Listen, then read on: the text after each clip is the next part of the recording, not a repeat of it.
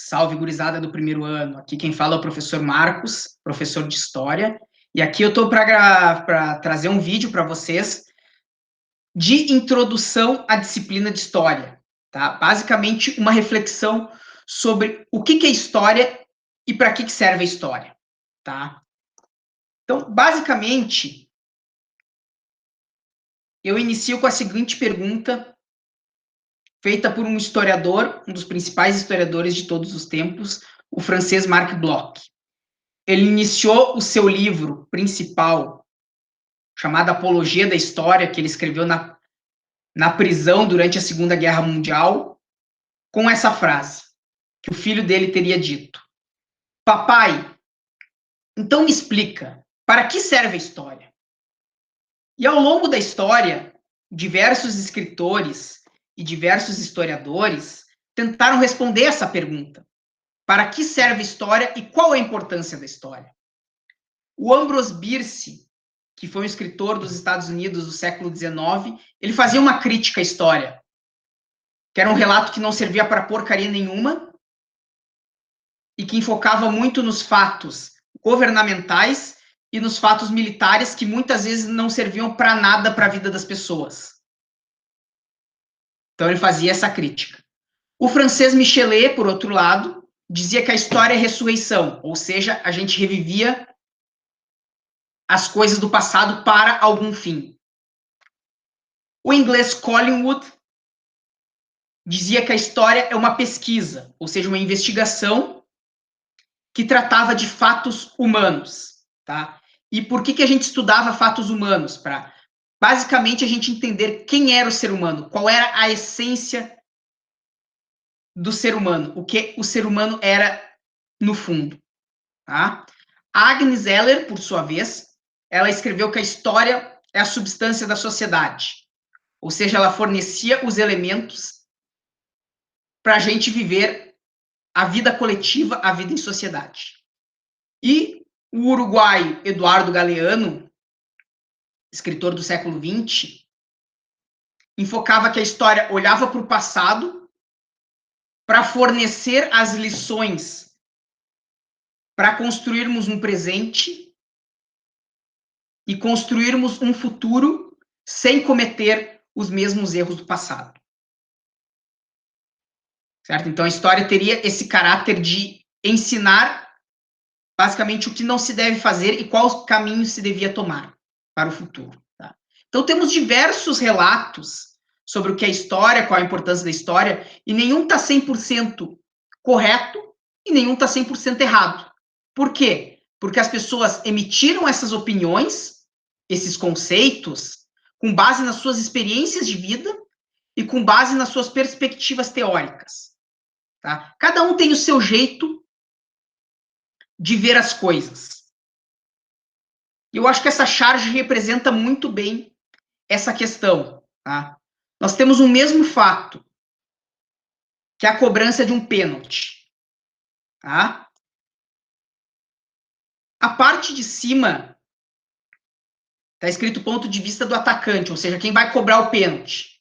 Para quem vai cobrar o pênalti, o goleiro é grande e a goleira é pequena. Ou seja, a chance de anotar o gol é muito menor.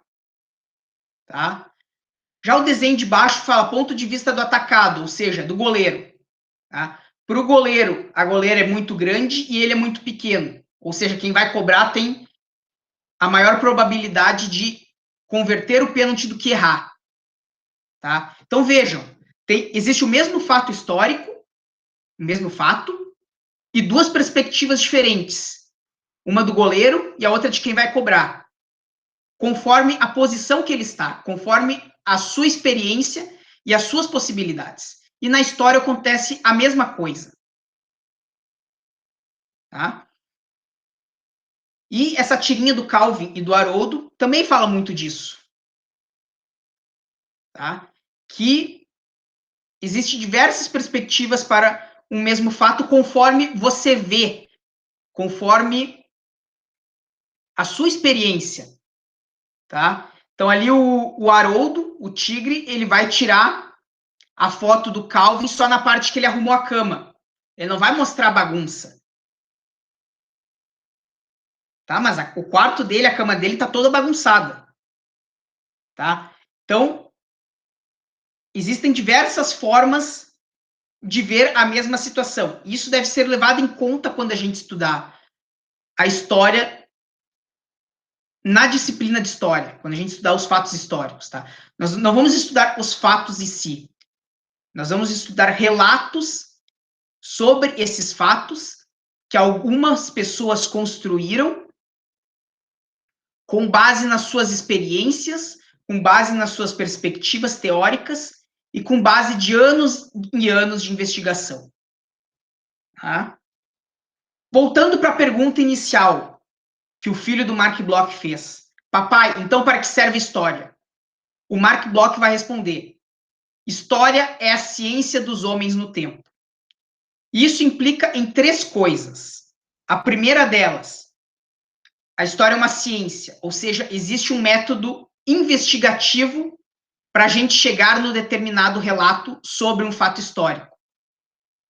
A gente precisa comprovar algumas coisas, a gente precisa comprovar esses relatos por meio de diversas fontes históricas. Essas fontes podem ser materiais escritos, materiais orais, registros visuais, fotografias, imagens, depoimentos, entrevistas, livros, tá? A combinação dessas fontes vai gerar um relato que é validado por um método científico. Certo? O segundo ponto, homens. A história trata somente de coisas feitas por seres humanos. Então não existe história dos dinossauros, não existe história dos animais, não existe história das pedras. A história trata de coisas feitas pelos seres humanos. Certo? E o terceiro ponto é o tempo. Mas afinal, o que é o tempo? Assim como o conceito de história, também existem muitas definições para o tempo. Tá? Eu selecionei algumas delas ali. O tempo não para, que é a música do Cazuza. Todos os dias, quando acordo, não tenho mais o tempo que passou. Mas tenho muito tempo. Temos todo o tempo do mundo, que é uma música do Legião Urbana. E o tempo passa e um dia a gente aprende, que é a música do Charlie Brown Jr. Tá? Nenhum deles dá uma definição muito precisa sobre o tempo. Tá? Eu acho que essa tirinha do Calvin do Haroldo, mais uma vez aqui, traz um pouco sobre o que é o tempo. Tá? O Calvin começa a se desesperar que ele está em julho. Julho no hemisfério norte é o verão. Tá? E o tempo está passando muito rápido. Tá? Então, ele traz uma reflexão que junho passou muito rápido, julho está aí, e que provavelmente vai passar muito rápido. Tá? Que o tempo é relativo a como a gente vê o tempo. Tá? O tempo pode passar, a gente normalmente associa o tempo ao relógio. Um período de 24 horas, cada hora dividida em 60 minutos e cada minuto dividido em 60 segundos. Quando a gente fala em tempo, muitas vezes a gente pensa isso. Tá? Mas o tempo é muito relativo. Tá? Em situações da nossa vida, por exemplo, quando a gente está fazendo uma coisa muito chata, parece que o tempo não passa. Mas quando a gente está fazendo uma coisa muito legal, a gente está com alguém que a gente gosta, parece que o tempo passa muito depressa. Tá? Então, existe essa noção relativa do tempo. Tá? Então, o que é o tempo? O tempo é um conceito relativo à duração das coisas. É como a gente registra a passagem, a duração das coisas, tá? E cada povo tem o seu jeito de medir o tempo. Como eu falei antes, a gente geralmente associa o tempo ao relógio e a gente associa o tempo ao calendário. O calendário nada mais é que uma forma de organizar a contagem do tempo, para a gente não se perder na contagem do tempo. tá? Por isso, em todos os calendários, o tempo recomeça, tá? Porque assim a gente tem um norte para a nossa vida, tá? Os calendários têm algumas funções, basicamente, reger os ciclos agrícolas, tempo de plantar, tempo de cuidar, tempo de colher, marcar festividades, e geralmente, quando a gente fala em festividades, a gente fala em festividades religiosas, cada povo tem a sua religião e marca as suas festividades em determinados momentos do ano, tá? Depois, a partir do século XIX, com o surgimento do Estado laico, os estados também vão se apropriar disso, criar festividades em determinados momentos do ano, por exemplo, festa de independência, festa da República, feriados nacionais, tá? E marcar rotinas governamentais. Como são feitos os calendários? Basicamente, os calendários são feitos, são idealizados com base nos fenômenos da natureza, tá? Existe o calendário solar, que é o que é regido pelo tempo em que a Terra leva para dar uma volta no Sol, que é 365 dias. Tem o calendário lunar, que é baseado nas fases da Lua, ou seja, o tempo que a Lua leva para dar uma volta na Terra. Tá? Geralmente são 12 meses de 28 ou 29 dias. E tem o calendário lunisolar, que é um calendário lunar, e que a cada 2 ou 3 anos se insere um ano para ficar igual ao calendário solar. Tá? Alguns povos organizam os seus calendários conforme o clima, tá? Tendo como base o Sol e a Lua. Eu vou mostrar 2 desenhos de calendários. Tá? Este é um calendário alemão do tempo medieval. Tá? Então, em cima vocês podem observar, tem 12 meses. Tá? Em cima vocês podem observar os signos do ano. Tá? E a duração da noite e do dia. Então, lá no primeiro mês, no canto superior esquerdo, lembramos que é um calendário europeu, tá? Basicamente, os dias são noites, a maioria do período de 24 horas é uma noite. No canto superior à direita, o mês de junho, o período de 24 horas é praticamente todo de sol. Tá? Então, aparece ali a duração do dia e da noite, os signos, e embaixo aparece as atividades agrícolas realizadas em cada um do mês. Ou seja, o tempo em que se deve fazer cada uma das atividades. Certo?